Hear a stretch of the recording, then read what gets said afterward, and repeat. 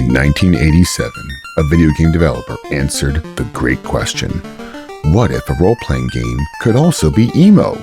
And just like that, the greatest RPG franchise, and also one of the top software developers, was born. Final Fantasy. Create 4 anonymous teenagers in kind of goth prom outfits called the Light Warriors, and wander a kingdom solving everyone's problems by walking into their houses, totally uninvited.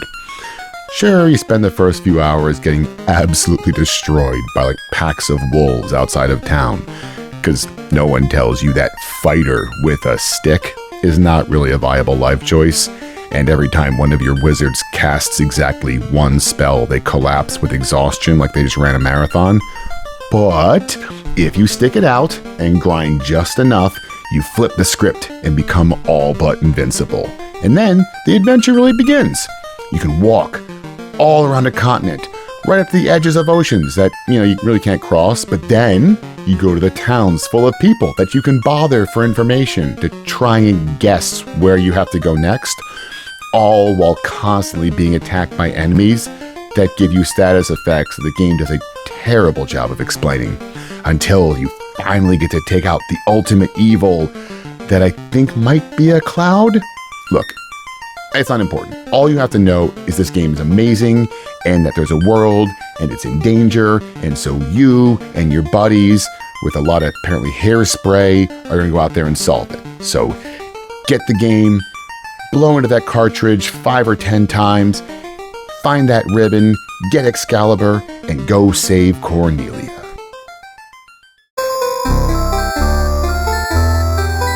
Retro Recall. Welcome back to Retro Recall, the show with more nostalgia than how often my poor little black mage ran out of health. Oh, all right. Oh. So today we are going to have some real fun, Tom. We are going to jump into what is the first in a long line of truly amazing games, a series of games that I believe has encompassed the lives of me and my friends and family, and probably of a lot of our listeners and their friends and family. Final Fantasy. A game, Final Fantasy. Yeah, a game that was mind-blowing, I think, for a lot of us the first time we encountered it. Yeah. And it's called Final Fantasy, so there must only be one of them. Yeah, it turns out they actually decided to have lots of fantasies. That we're all the final one, I guess. But hey, that's a fun joke. But what do we? So we're getting into it this week, right? We're going to cover what it is. I'm going to do your part. We're going to cover what it is, why it's so important, and what it's like playing back then, and also what it's like playing now, so many years later. Decades. Oh my God, it's been decades. But yeah, man, this was a treat. We are John. This one's great. We're almost 40 years past the release of this game. Yeah, it hits hard, doesn't it? This game came out in North America December 18th of 1987. Yes. Now, I had to look up the song, and this made me laugh out loud. The song is Faith by George Michael. That was the big hit. And the only reason I know this horrible song is because of the more horrible version of it by Limp Bizkit. Oh, man. Remember that? Oh, remember that, everybody? Yeah, what a terrible... Y'all remember? That band should not remember that? have existed. You guys remember Rap Rock? Remember? Oh. Remember late 90s? Rap Rock. It was everywhere. Remember when Rap Rock wasn't called Rap Rock and it was cool because it was just Rage Against the Machine and a few other bands, and then the late 90s happened? Rage Against the Machine was not Rap Rock. I will not. Right, they weren't Rap Rock. I know. Right. I'm just that's my point. To belittle them with Rap Rock, because Rap Rock to me is Limp Bizkit and Kid Rock. That's where I'm going. Absolutely. Probably Insane Clown Posse. I've actually never heard their music, but I'm assuming it is. You know they were all being like, oh, we could do like a Rage Against the Machine thing, but make it even more angry, and then we called it Rap Rock, and it was terrible. It's so bad. Yeah. It was real bad. It's so bad. Honestly, the worst part is there's actually not that much good even meme music. So we covered last week 1986. 1986 was a great year for metal. But because of that, everyone was touring in 87, so there were no really great albums in 87. And then 88's a good music for punk, because everyone's recording in 87. Like 88, we get Hectic from Operation Ivy. But 87, nothing. All we get in 87 is a very good album. Dead Kennedys, give me convenience or give me death, which is one of their best albums. That's it. That's the entire It's like thing. a whole. Yeah. It's a whole. Great album, though. Nothing there. Great album. Yeah. I will say, weird band. They are the reason I got tear gassed one time. So Wait, the Dead Kennedys are Dead why you Kennedys are one got of the tear reasons I got gas? tear gassed one time. It's a long story for a different show. Jello Biafra was there, and he was protesting, and I was protesting, and I got tear gassed. Anyway. Okay. So fun story. Well, hey, at least we still have George Michael. We still have George Michael. Songs like Faith. Yeah. And then movies. Movies are always fun this time. I've decided Are these better than the music? Is this getting better? maybe. All right. So what I decided to do is, rather than read all of them, let's just pick a couple good ones. So top of the box office was Three Men and a Baby. I don't care. I objectively just do not care. I remember being a kid and having seen this The one. whole concept was, wouldn't it be funny if men had to raise a child? A bunch of male bachelors who only like women. Yep. Ha ha ha. Now raise a baby. Movie's stupid. Then you do get Good Morning Vietnam. Good movie. Very, very good movie. Hey, Robin Williams comes back again. Yeah. Every time he shows up, we're like, hey, this is a good one. One of his best films, though, because he's not just a goofball. It's got real good undercurrent. But speaking of a movie with really good undercurrent starring a person you don't think of as having good undercurrent, Running Man. Running Man, I argue, is Arnold's best movie. It's not his best, enjoyable film. It's his best film. The remake sucked. I'm sorry. It sucked. Okay, so let me dive into this a little bit. You're saying that this is the best movie with more going on than just hero guy shoots bad guys. Hero guy shoots bad guys. You've got Predator. You've got Commando. You've got Terminator. Right. We've got tons of these movies. They're all excellent. And Conan. They're all excellent. They're all enjoyable. I will not belittle any of them. Kindergarten Cop. They're all great. Okay. Right. But Running Man's a unique film. Running Man, you watch Running Man, you go, oh, shit, that might happen. It feels it's real. Right. Running Man. It's a cultural commentary. Yes. Yes. Running Man is like Escape from LA, but Escape from New York, but kind of less crappy. Right. Yeah. A little bit more plausible. Yeah, you're like, oh, this could happen. Not so wacky. More of just this is a dark future and there is a world in which this could happen. Oh, dear God. Because, remember, this is that movie came out in 1987, and they're predicting reality TV at its ultimate level. Right. And here I am in 2026 going look, man, if they put a TV show on where people were hunted by... I'm not saying it wouldn't get watched. Yeah. I'm just going out there. I'm not saying... We're getting closer and closer to those kinds of things. That's the thing. And that's Running Man. Great film. If you haven't seen Arnold Schwarzenegger Running Man, go see it. It's a really weird film because you've got a bunch of what shouldn't be good actors. Jesse the Body Ventura is also in this. Yeah, that's true. I will always refer to him as Jesse the Body Ventura for the record. And because he was a wrestler. For anybody who didn't know about old wrestling stuff, he was a wrestler. A governor. And a governor. And now a crazy person. He's also now a crazy person. Maybe he always was a crazy person. Probably always was. He's an intriguing character. He's a lot. He's a lot. But anyway, if you haven't seen Running Man, you should see Running Man. It's a good film. But check it out.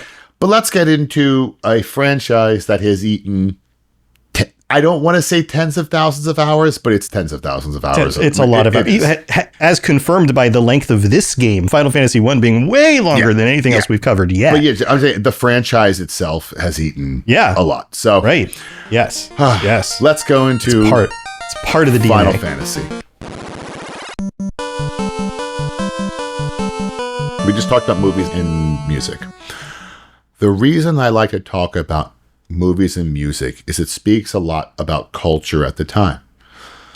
When we talk about games in the 90s, we talk about this music and movies in the 90s being this breakthrough period. Television came a little bit later in the 90s, where people would do things in the mainstream that were new and different because producers and executives would greenlight them and say, because they wanted to be ahead of the curve and capture the genre before it was established. Because in the 90s, things moved quickly. What was a hit today might not be a hit in a year. So you had to get it now. Unless you're a boy band, in which case that's probably last for goddamn ever. Whatever. Or George Michael. Yeah, George Michael. Stupid song called Faith, or a bit like rap rock died quickly enough. Faith. You gotta have faith. Probably. Baby. I genuinely know the Limp Bizkit song. I do not know the original. That's more like what the original sounded like. So you don't even have to listen to it. You just heard me do it. But the 80s, the reason I bring this up, were the inverse. And the 80s were all about do what everyone else is doing. All the 80s movies were clones of other. There were people doing different things, and they were box office flops or very undercurrent. You had to go rent them on VHS. It was very risk averse. Let's call it that. So when someone else took a hit on something, though, and that indie got big, everyone jumped onto it. And that is the story of Final Fantasy and Dragon Warrior. So Hinorobu Sakaguchi, like a lot of other people, thought RPGs were cool and interesting. And by RPGs, more like D&D RPGs. I'm not talking about, just anything. He's playing some of the Western ones, both the computer games, but also even the tabletop and text games.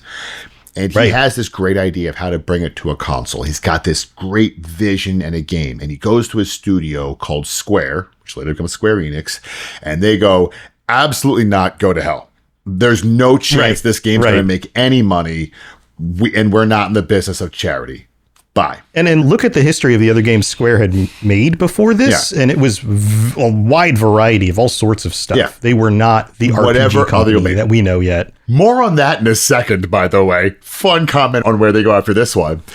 But Dragon Warrior, or I guess whatever it was called over there, Dragon Quest comes out Japan, and explodes in Japan. Yeah. Massive hit. And suddenly Sakaguchi is a genius and everyone needs to get to work yesterday on this project. But he's not making a clone of Dragon Warrior. He's making a different type of RPG, and I would argue a better one. I think most of us would argue a much better one. I agree.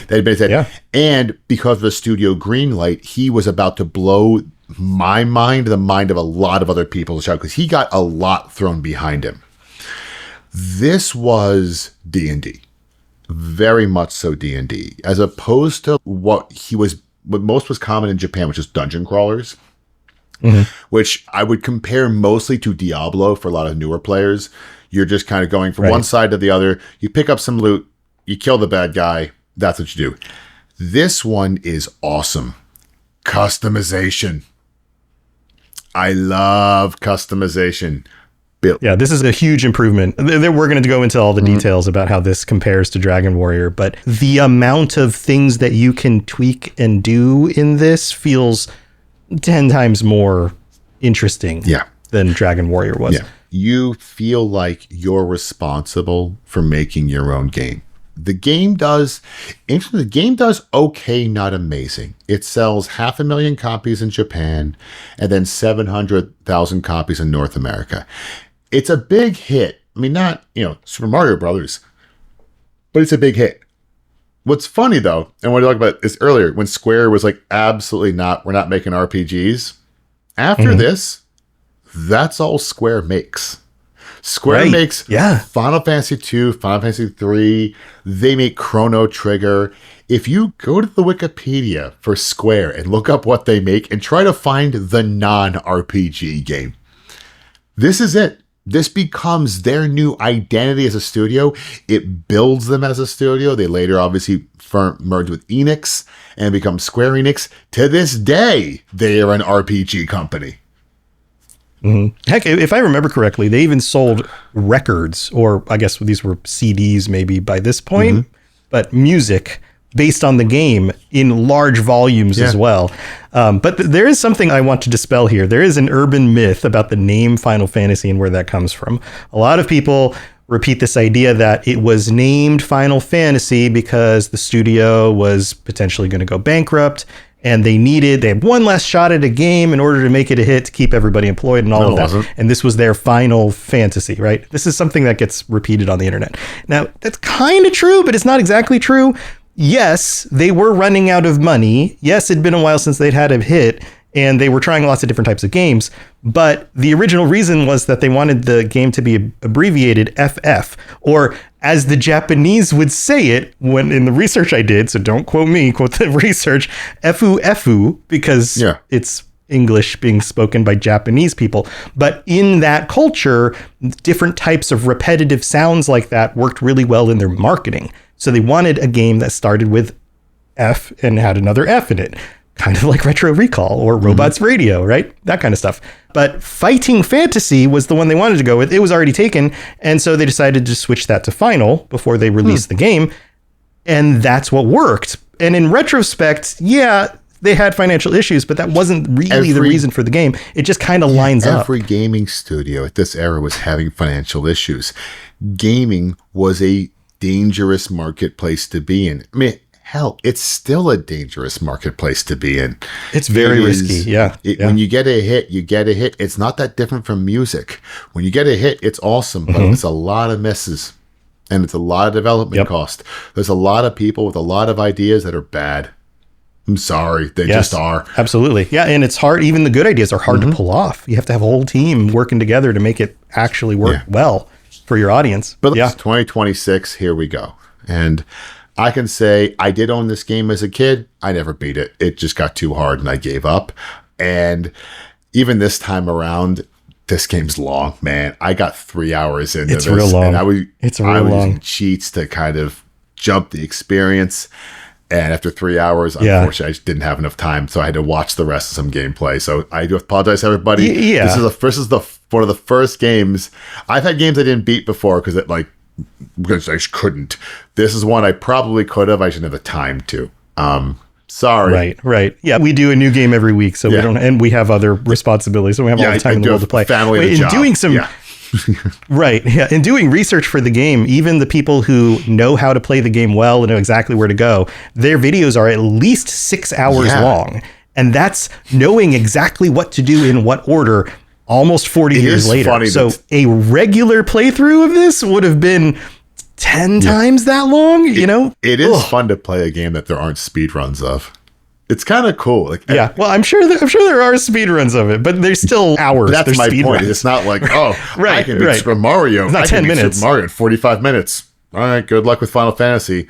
I'll come back later. Enjoy. I mean, it's at least 2 Monster Energy drinks, you know? Right. Yes. And in comparison, the Dragon Warrior, the fastest times I saw in just the casual playthroughs by people who knew what they were doing were 2 hours. So this game is at least 3 times bigger than Dragon Warrior, which is crazy. It's crazy. But for me, this game is great. This is from my beginning, my origin story, I guess we can call it. This was the first real massive RPG I ever played. I'd already beaten Zelda. I'd already played some other more adventure games. Zelda's not exactly an RPG. It's more of an adventure game. And I've played other adventure games. But actually playing an RPG like this with a party and a massive map and all of that was mind-blowing to me. I've talked about this before. I rented it all summer long, like 8 weeks in a row until I beat it. Eventually, I got through the whole thing. I told my friends about it. I didn't know how to pronounce the name of the final boss because I could read the word chaos, and I knew the word chaos, but I didn't know how it was spelled. So I told them, the final boss's name is Chouse. I don't know what that means, but man, he's cool. And there's this really cool twist at the end where like this other guy comes back and all of that, and like all of that was mind blowing. And I still remember it. This is one of those games that defined me as a gamer at like 8 years old. I mean, you're not wrong. And this game's awesome.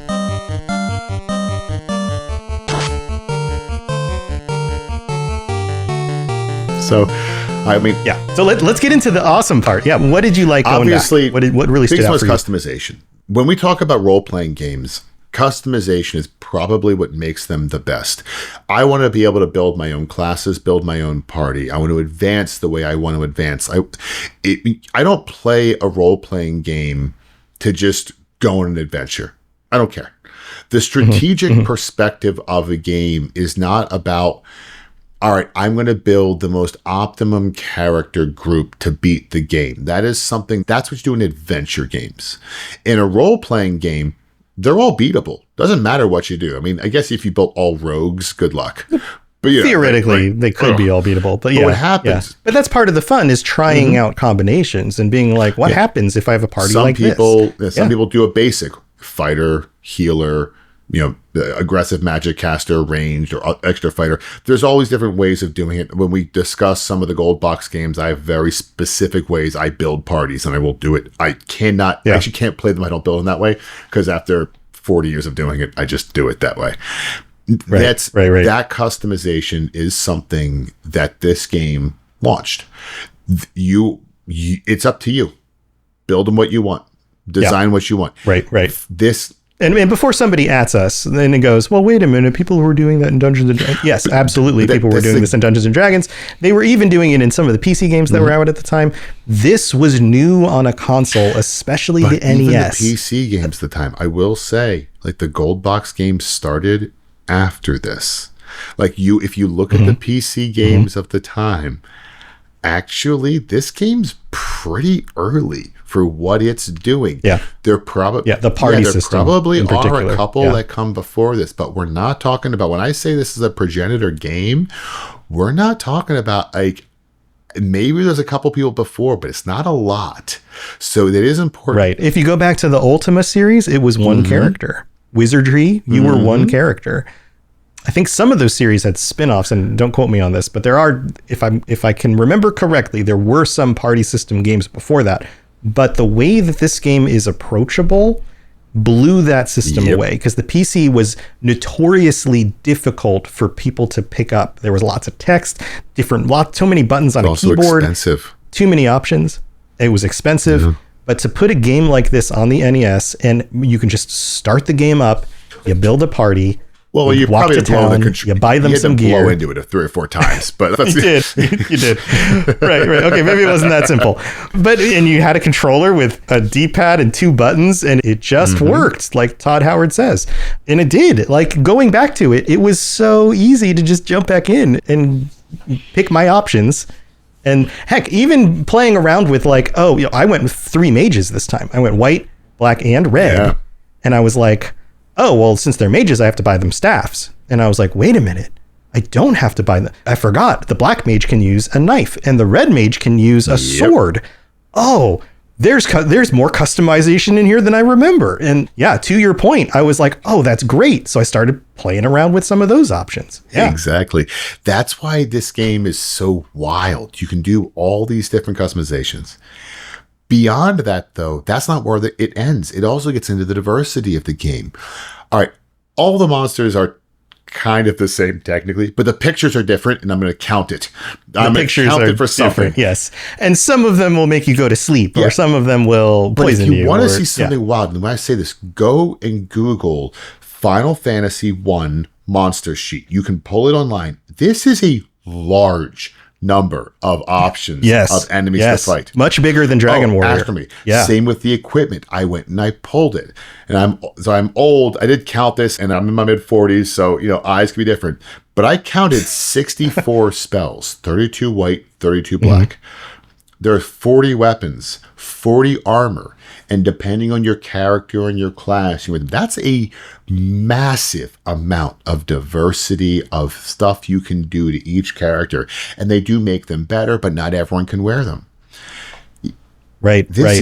And a lot of the spells aren't just like heal or damage. It's all sorts of different status effects and all sorts of other things that you can play with here. And that becomes a big piece of what you're trying to do. Just like for those of you who were younger than Tom and I, maybe played Final Fantasy VII, obviously Final Fantasy VIII, that was a way you would beat a lot of bosses. You would try and, you debuff them. This game had debuffing. Right, which is wild at this time. Right. Wild, the debuff. Another fun thing is the music, which also becomes a negative, but I will say the battle victory song of Final Fantasy comes from this. It's also the Chocobo Racing song, a ton of other stuff. Here it is. They wrote it 1987 probably. Done. Yeah, that intro music of the like climbing and descending notes, that thing. That was one of the first things that really hit me. I remember being a kid and hearing that in the title screen, and just it felt like magic. There was something about it's that. Star Wars. It's that same Yeah, thing. Hey, look, yeah. John Williams iconic. wrote this. We're never changing it. Yeah, fair enough.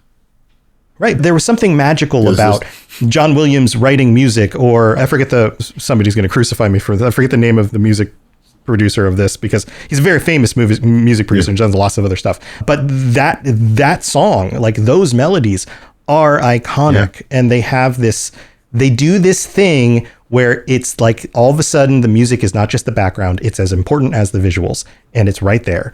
And yeah, it gets repetitive. We're on a very limited system with a limited amount of memory, but the foundations of this stuff so good. are It never got there. a Limp Bizkit remake. Yeah.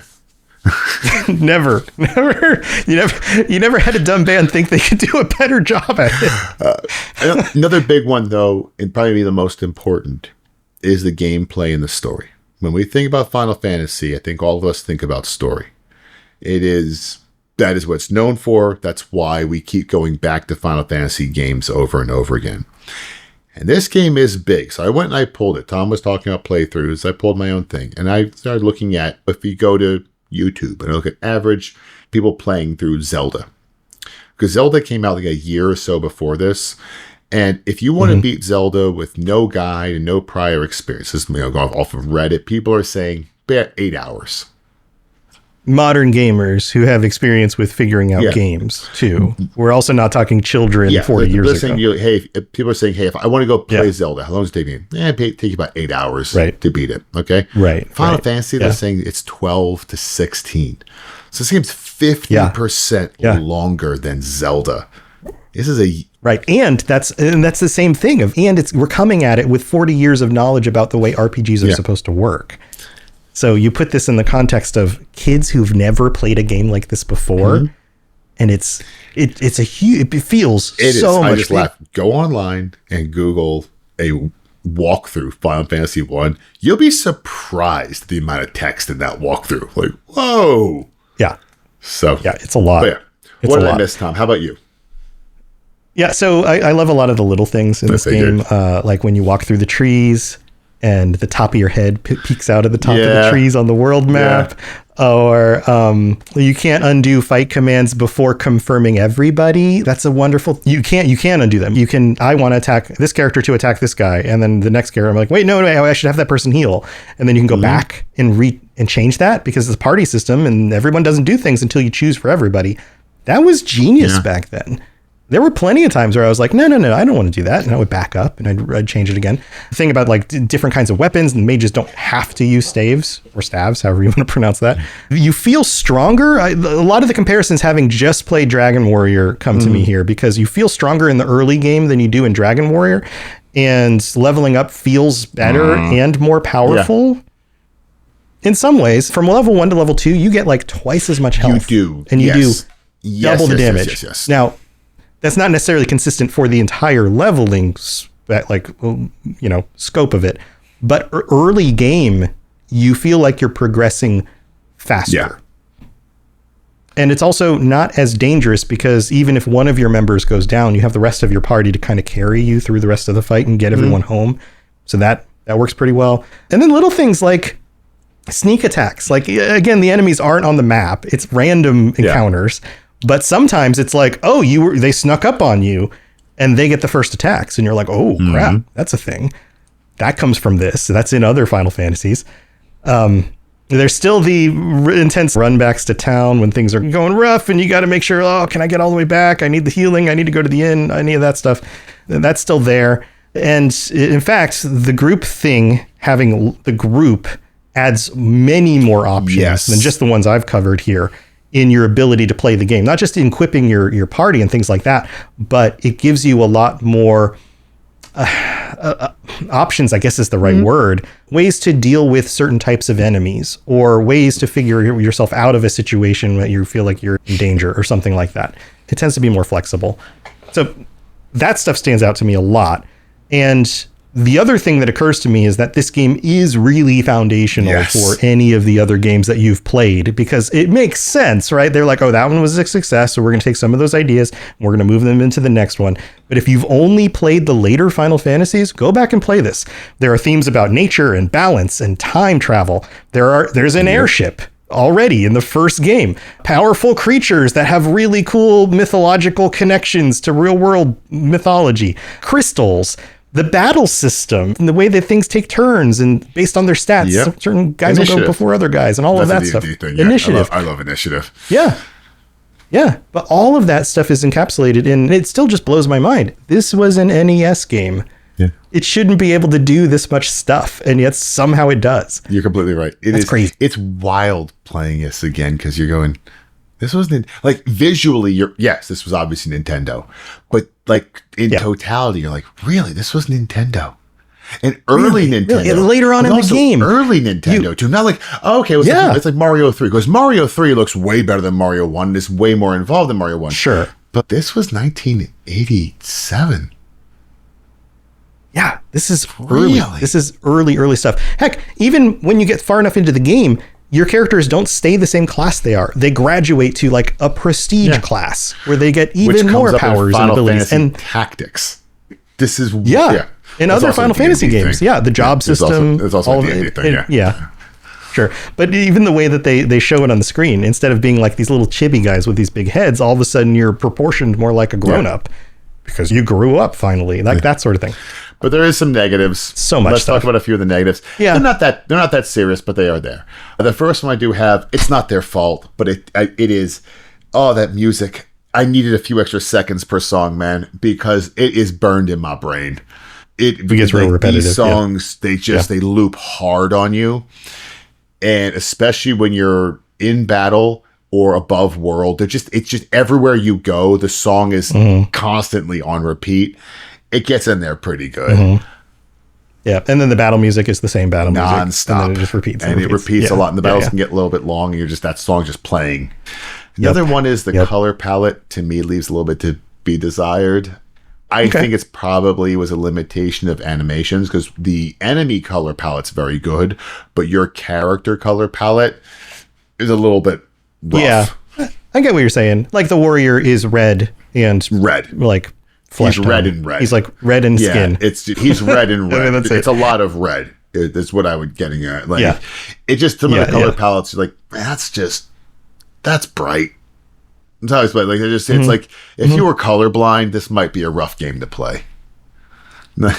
Yeah, I could see that too. Maybe this is just nostalgia talking, but there's something about the way this looks that I like better than Dragon Warrior. And Dragon Warrior is cute, and this is less stylized, but for some reason I feel like that works better for this world. I think the world looks better in this. I think the world looks better. I think the enemies look better in this. Especially the combat looks better, because whereas in Dragon Warrior, it's a single enemy you're fighting. That's when you have multiple enemies. It's a side-by-side, not a first-person view. That part's all better.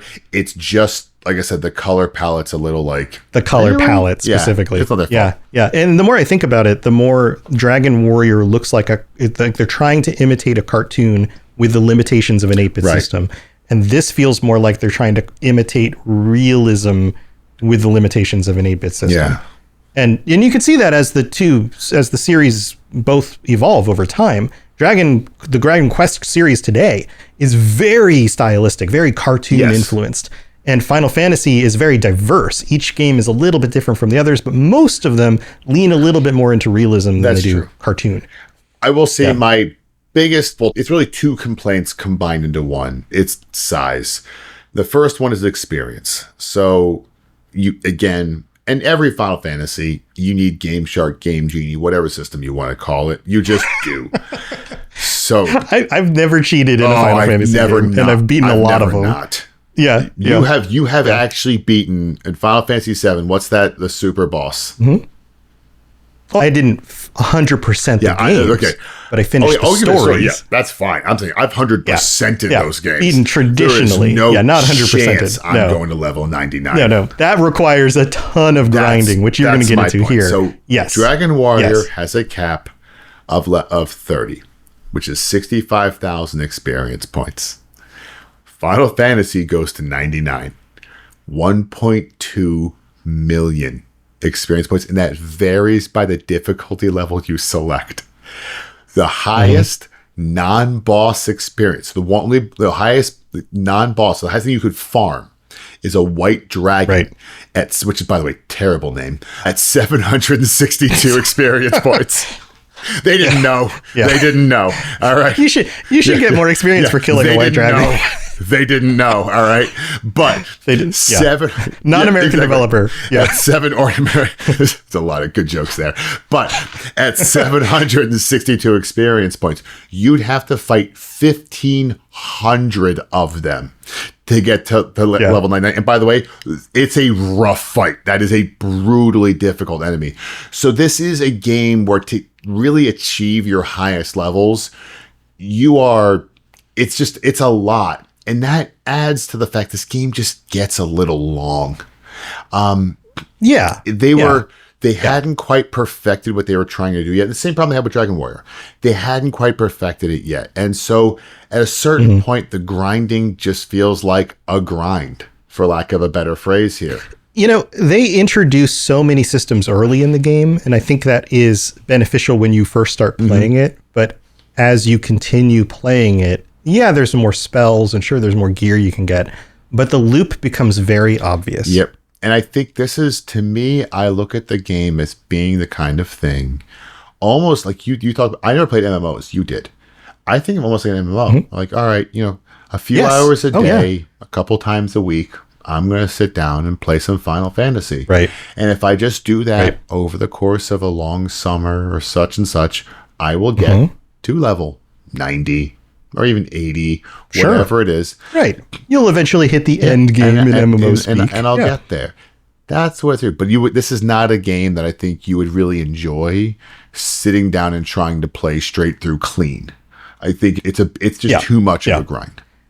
It's something you go back to every so often, play an hour or two, and then put back down, and then do something else. Yeah, absolutely. Yeah, I've been diving back into more MMOs lately, and obviously I do the Elder Scrolls Lorecast. I play ESO every so often, jump back in, play the new update, whatever. I'll check out Fallout 76 every so often, jump back in, play the new update, and that's MMO adjacent. And recently I even got back into World of Warcraft because I was like, hey, there's a new expansion to that. What is it like? My wife loves collecting things in old dungeons and stuff. Jump back in, and with that fresh experience, and then looking back at these games, I'm seeing a lot of that DNA, like you're saying. Like you can just, like a lot of people will just log in, do their dailies for an MMO, and then after an hour or two they log out and they're like, oh, it was fun doing something else. And these games, and they're also very grindy at times, just like these early RPGs. And so there's a lot there that's very similar. Absolutely. But that's like, my complaints they're nominal complaints though. How about you, Tom? Yeah, I agree. It's still not a perfect RPG. It's a really solid first attempt by Square. It's still grindy. There are still difficulty spikes. Difficulty can be uneven at times. That's obviously a thing. There's clearly limitations, being that this was on the NES. There are some small things that kind of started to bug me a bit. And again, didn't do a full playthrough, but had played enough for these things to be like, oh, okay, why is this keeps happening? So, for example, if a monster dies and your character is set to attack it, they just attack at nothing. They don't default to the next monster in line, or you don't get to re-choose or anything like that. If a character is dead, they don't get XP, and they lag behind the rest of the group. That's a D&D thing. So I will say that is a D&D thing. Yeah. But once they stopped doing this in later Final Fantasy games, I really appreciated it, because I didn't end up. What happens in later RPGs is that you have more characters and you swap in the active characters and the non-active characters. And once you commit to a group of active characters, it's a pain in the butt to bring the non-active characters back and get them leveled up to match the other characters. Yup. Yeah, so I really appreciate when games don't do that. Just let me level up the entire party together, was that please. Way too. 7 was 9, that way too. I think was the one. Was it 9? It was 9 or maybe even 10. Until 10, where everyone leveled up together. Where they stopped doing that? Well, no, 10 didn't have the leveling system. Remember, 10 had that stupid sphere system. Oh yeah. So might have been. Yeah, I don't know. We'd have to 12. No one played. Been a while. No one played 11. No one played 11. 11 it was an MMO that wasn't 11. great. It's still No one played actually 11. You know what's crazy is statistically people are playing 11 now. Going back and playing these old MMOs. No, I've played 10 recently. No. So but that's a thing, and clearly it's been a thing for a long time. But I was like, okay, like I mentioned in the intro, my black mage would just be the first one to die because he's got low health and no armor, and I'd have to drag everyone back to town and resurrect him. And then it was like everyone else leveled up, and then my stupid mage was like, I'm even easier to kill now. And I'm like grow up, little man. Also, similar things like if you're set to heal a character and the character dies, then you still cast the heal spell on their dead body, but now you've just wasted a spell. And speaking of D&D, this game uses spell slots, not mana, which means you have like level 1 spells, and you have only so many times you can cast a level 1 spell. And if you use it for a dumb spell that's not particularly useful, then you get less casts of an even better spell at the same tier. That sort of thing. It's not like there's mana, and there's no cantrips that you just keep casting forever or anything like that. So that's a little bit of a pain. But for the most part, I enjoyed this more than Dragon Warrior. Yeah. And that was already pretty solid. I agree with you. I think this is it was weird. I'm torn on which one I liked more. Dragon Warrior just felt really good to go back to. This game didn't feel as good to go back to, but it's a better game. It's a hard way to explain. Yeah, I see. I'm the opposite, but maybe it's because of the nostalgia, or maybe it's that. I think the nostalgia is hitting us differently. I think to me, the nostalgia of Dragon Warrior, it's those little stupid slimes. I enjoyed fighting them a lot more. They're very cute. I didn't enjoy fighting. Or maybe here's the other difference: is that you were cheating in order to get more XP faster. Yeah, it made the game a lot better. And so maybe. And maybe that's because Dragon Warrior is grindier at the beginning. It makes the non-cheat experience worse than the cheat experience, as opposed to the other way around for Final Fantasy, which feels more like you progress faster. And so I was like taking on the first dungeon and moving into got the bridge and moving into the other continent. And that stuff felt like it happened a lot faster, where I was already at the beginning of Dragon Warrior doing my little loops and just trying to grind most of the time in order to even get to see whatever was next on the map. So I think that affects the experience a little bit. Yeah, too, maybe. I don't. Yeah, I actually don't know. Yeah. So I don't know. I would love to hear what other people think. Who do you think should be playing this? Everyone. Candidly, this is another one of those ones where this and Dragon Warrior, if you play RPGs, especially if you're a Final Fantasy player, play this. You have to. It's actually it's a funny story. It's your homework. Because my brother and I were talking the other day, and he sent me a note. I think it was like, there's a new James Bond game coming out. Are you going to play this? And I was like, yeah, maybe. But I'm playing Final Fantasy 1 right now. And he was like, oh. And to his credit, he goes, well, what's it like? I'm like, just go play it, buddy. Like, really? He goes, just go play it. Just trust me on this one. Go play it. And because it's true, my brother plays all the Final Fantasies. He loves them. And just go play it. It's a great game. It's a great game.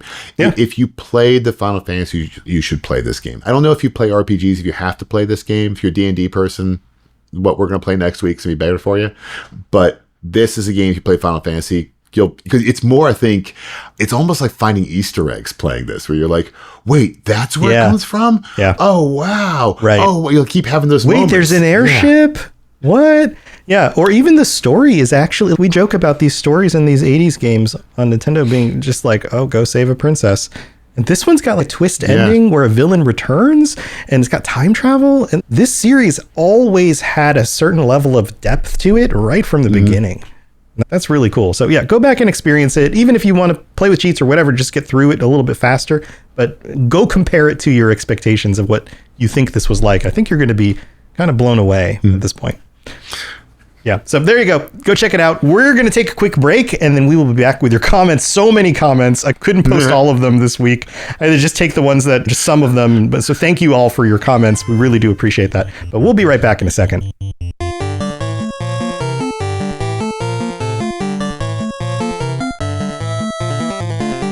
All right, we are back, and just a reminder, if you want to check out other shows because you like what we're doing, go check out the 40K Lorecast and the History of 40K with John, and you can check out the Fallout Lorecast, the Elder Scrolls Lorecast, and the Lord of the Rings Lorecast with me. And also, if you want to help us out, leave a 5-star review. That would be amazing. I know most of you listen on Spotify, some of you listen on Apple. If you can leave a 5-star review and write some words or some comments like these, maybe we'll respond to your comments in the future. All of that would be super helpful. And it takes a lot to do a show like this and to get it going and to build an audience. And even just a quick little click of 5 stars absolutely helps us keep going. So Thank you to everyone who's already done that also, by the way. But John, you ready for some comments? I am. This will be exciting. Yeah. Okay. So we've got some Echo the Dolphin comments. We've got some Lion King comments. We got some return commenters. This is going to be fun. Big Sippin on Echo the Dolphin says, thanks for reading my previous comment on Star Fox. Please keep up the good work. I would also love to see you guys try movie-based video games, the worst ones and best ones, such as the Street Fighter movie video game. Why would they do this? And the Lord of the Rings games. Keep up the good work. I had to look this up. That sounds fun. I did not know they made a Street Fighter, the movie video game. Yes. I now need to go play this. Because why would you even do that? I did not know this existed. It does, yeah. I didn't play it either, but I knew it existed. Saturn, which would explain why, and places, but I think it's a Sega Saturn's why I'm not aware it existed. Mm-hmm. This looks terrible. Especially the weird Blanca. Yeah. Yes. Oof. And Van Damme and like all of that stuff looking kind of movie-like, sort of. Oh. Yeah, it's rough. Yeah, so thank you, Big Sippin, for that. You've given us more fodder for, maybe we'll do like a series of movie video games that are all terrible. Maybe, hopefully some of them are good. We'll see. Jamie from Echo the Dolphin, from the Echo the Dolphin episode says, not really related to, but did either of you play the game based on Arthur C. Clarke's book, Rendezvous with Rima? I listened to both 40K Lorecast and the Fallout Lorecast. Love this podcast. Keep it up. I did not. It's a Sierra. I didn't either. It's a Sierra game. I had to pull it up. So it's Sierra. Maybe I did. I play a lot of Sierra games. And so the problem is I'm looking it up right now and I'm trying to find screenshots of it because that's the better way for me to. Oh, wait. Yeah, maybe I did. That jogs your memory better. Maybe I did. If it's a space game, maybe this does look a bit more familiar. Oh, there we go. Oh, yeah. Wow. This is literally my first time looking at this game since 1996. This is wild. I do remember so this was mid to late 90s Sierra. Oh. Yeah, this is weird. Yeah. Sorry, just you guys are catching me in a weird moment because it is something I haven't thought about in... Ooh. It looks like it might also have full motion video in it. This might be a lot of fun. It's one of these. Yeah, I haven't thought about this game in probably almost 30 years. That's the best. Those are the best nuggets of like, I had forgotten this existed. And then you play it and it all starts coming back and you're like, oh my gosh. Yeah. I remember this now. Yeah. That is wild. Thanks for the recommendation, Jamie. It looks like another one we've been talking about doing like a Sierra series as well and covering some of those games. So maybe this will make it onto that list. You think it's worth doing, John? Maybe. I mean, some of those some of these games get rough. Oh. Yeah, it depends. We'll consider it for sure. M. Blatz, I hope I'm pronouncing that correctly, on the Lion King episode. And I think all of the rest of these are, you guys have been crazy with these comments. We're going to try and get through them. We've got a bunch. Loving the podcast, guys. Not sure if these games were actually any good, but I have very fond memories of Beyond Oasis and Vector Man. Hoping you cover either of these in a future episode. Thanks for all the hard work and both happy and traumatic memories. Yeah, I didn't play these. We talked about the Genesis games. We talked about Vector Man last week. Yeah. Vector Man we will definitely do. Beyond Oasis is another one I just forget about it. People talk about it highly. I didn't own this game, but I'm seeing it now. Yeah, it's an old Genesis game. It's an adventure game. You're a guy. You hit things. You have a sword. It's fun. Yeah. Cool. Thanks for the recommendation. Underfuk from last week is back. It says, best intro so far on the Lion King episode. Yeah. Fan of your intros. Thank you. That one was fun. It was God, that game was brutal. Oh man. Yes. Segoth is also back. Great intro. Keep it up, y'all. I think you nailed it on that intro. You're getting some positive comments on that one. Travis C on the Lion King episode also says, love the podcast. I've started playing the games you do each week on my own for at least 30 minutes, and this sucked. I'm sure next week will be more fun. Lion King. Oh god, his next week was Aladdin, so I guess it was better. But it was better. It was better. Yeah, you're not wrong, Travesty. Yeah. Peter says, John, I've been listening to some of the old 40K casts, and I'm wondering, have you played Baldur's Gate 3 yet? I did, yeah. So on the early episodes of 40K Lorecast, my co-host was asking, well, it was pushing Baldur's Gate 3, and I was in the middle of a ton of work professionally. Like, I'm not even opening the game. He's like, why? Because I can't just disappear from work for 3 months. Like, I knew it was what happened. Yeah, it's massive. I did eventually play it. I actually never beat it. I got about halfway through, and then work picked up again. I'm like, and then other things happened. Yeah, I've tried restarting it multiple times and only have gotten about halfway through the game. So I'm in the same boat, but it's great. I need to make time to go back. Brian MC says, I've never even played this game and I'm getting PTSD from this cast hearing John say, my first rage quit about level 2. Yeah, true story. Yeah, very true. True story. Blitz108 says, I owned The Lion King when I was a kid, thought I just wasn't getting something right. It's reassuring to know that this game was a complete mess from the get-go. Thank you two for subjecting yourselves to this madness for my entertainment. That's what's so wild. So many people were like, oh, I guess I'm bad at video games, or what am I missing? Yeah. No, this game was impossible. Right, especially as a kid. You're like, why is this so hard? Maybe I'm just messing up. Yeah.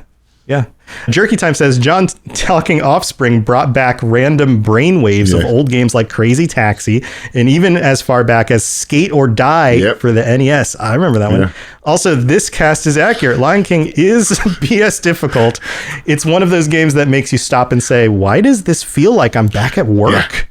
Oh, God, one day we're definitely going to cover Tony Hawk Pro Skater 2, and I'm just going to sit here and listen to music the entire time. Oh, that game was good. You Wolverine. I've got that's like post college for me when one of my best friends from high school came and moved in with me for like half a year, and we played a ton of Tony Hawk. Game. Yeah. Mateo says there's a Michael Jackson movie in the theater. You guys should cover Moonwalker on the Sega. There's limits. There's limits. No Moonwalker. We're not doing Moonwalker. Oh God. Oh, I remember the movie was like a fever dream. I never tried the... First off, okay, in retrospect, it is funny, but I do not want to play as Michael Jackson in anything right now. Nope. Too far. Yeah, too far. Bridge too far. Mark says, I was concerned no one had mentioned Chrono Trigger. Now I'm wondering how you did Mario but skipped Legend of the Seven Stars. You guys have so much material and I'm here for it. Yeah. Legend of the Seven Stars, what's that? You give me 1 second here. I'll tell you in a second. Oh, okay. Yeah. It's the Super Mario role-playing game by Square. Oh, the Super Mario RPG. Yeah. Oh, yeah. That's the subtitle. It's okay. So bad. That's it's awful. It's just awful. It's pretty basic. It's awful. That's why. I mean, I guess we can at some point, but we're trying to cover happy RPGs right now. To quote Super Troopers, those shenanigans are sad and tragic. Like, this is evil shenanigans. This is... Yeah, it feels... I don't know. I picked up the remake on the Switch to play with my son, who just turned 16. And we played like once or twice, and then I was like, you want to play some more? And he's like... Not really. This is terrible. I'm like, okay. Yeah. All right. I get it. You're not 8 years old. I can see why this has a certain audience and you're not in that audience anymore. All right. Cool, man. But yeah, maybe we won't be playing that one. Maggie Do 411 says, hey guys, enjoying the podcast. I beat The Lion King when I was a kid. Wow. So this was a nice blast from the past, but hear me out. Toy Story, the video game, and Carnage, the red cartridge, are 2 games that I remember well, but definitely not fondly. Keep up the good work. I didn't play either of these. Was it Carnage like Spider-Man Carnage? I'm feeling it was like a Spider-Man spin-off game, right? And Toy Story. What was this one? Yes, that's what it was. Spider-Man and Venom Maximum Carnage, I think, is what it's known for. 1994. Yeah, it was a good game. Okay. Yeah. I hadn't played these, so... Yeah, it was on Genesis. Interesting ideas. I did. I was a big Spider-Man kid back in the day. Big Spider-Man game. Yeah, the game was fun. Because that was back when the Venom was kind of the Venom comics. I actually still have some comics in my house somewhere. That mid-90s, everybody was into Venom thing was a very 90s kind of thing. Yeah. Yep. Yeah. Well, you got one more. This one's from Steve. I don't know how big or popular it was, but I love the PS1 Spider-Man game. I found the final boss monster, Doc Ock, super difficult. Cheers, fellas. Keep it up. Yeah, that was a really good game. Spider-Man games have always been good. Even the Spider-Man games on PS5. Spider-Man games are always good because they're really good open world games. Just always been good, always fun. You can usually rely on a good Spider-Man game. Web swinging through the city is always a good time. They're always high quality. Yeah. Thank you, everybody, for your comments. We really do appreciate it. And we'll get around to some of these one day, but we can only take on one game a week. And speaking of one game a week, where are we going next week? I'm so happy. So next week, we're playing a game that I still play a lot of, despite it being older than a lot of our listeners. So we're going MS-DOS. I have a DOS emulator on a computer that I'm running a GTX 3070 on, so that I can play Overkill. A DOS emulator. We're going to do a gem of Dungeons and Dragons. The gold box, the gold box, Pool of Radiance. I love this game. I love every game in the gold box series. So we're going... Even the bad ones. There are no bad ones. There's no bad ones? No. None of the true gold box series. There's some like ancillary ones, which are but of the Forgotten Realms and Dragonlance settings, nope. Played every single one of them. Never had a bad time. So we are... Nice. Yeah, get your fireball spell ready. We're going. Blow up your friends. Yeah, this is... Oh, I'm so excited. Yeah, and this will be new for me. You're going to take me on a journey through some of the gold box experience because I didn't play these. I don't have to play this game. We could end this and record it right now, and I could do the whole thing from memory. I just have to look up what the movie and what the music is. That's it. Yeah. That's how familiar I am with these. I could do. You could pick any one of them. I can do them that well from memory. These are outside of XCOM. This is probably my favorite games of all time. These are definitely my favorite series of all time. I am so excited to talk about them. Any of you who played D&D, play D&D to this day. This is old rules D&D, but it is amazing. Baldur's Gate 3 is cute. This is D&D. This is the real experience. Because it's a different style. This was true D&D. When you would go with a dungeon master and do D&D, this is what it was. Yeah, I'm so excited. Well, I'm excited because I haven't played these, and I remember the boxes on the shelves of the stores, and I remember the cool looking art, and never got around to trying these out. Yeah, so it should be fun. I'm literally checking. I have every single one of them. I have every single one of them installed. There you go. On my computer right now. Right. This is why you don't have to play them again because you regularly play them. On my computer. Yeah, right now. It's actually it hasn't been 30 years. It's been like... When was the last time you loaded one of these up? Would have been last fall. Was the last time so not even a year ago. Less than a year. A year. I beat one of the Forgotten Realms series. And when I played them, I played at least 3 of them. I would have played them. You play them in chunks because the games, when you beat them, you can then bring your save into the next game in the series. So all your equipment, characters come over. They're so well done. Oh, they're so well done. Sorry, I'm excited. Cool. I'm looking forward to this. This should be fun for me, and I hope all of you will enjoy it as well. So come back and join us next time for that. And until next time, stay safe out there. Right. We'll see you then. Bye. Recall. Robots Radio. Games. Lore. Stories. Community. Just press play.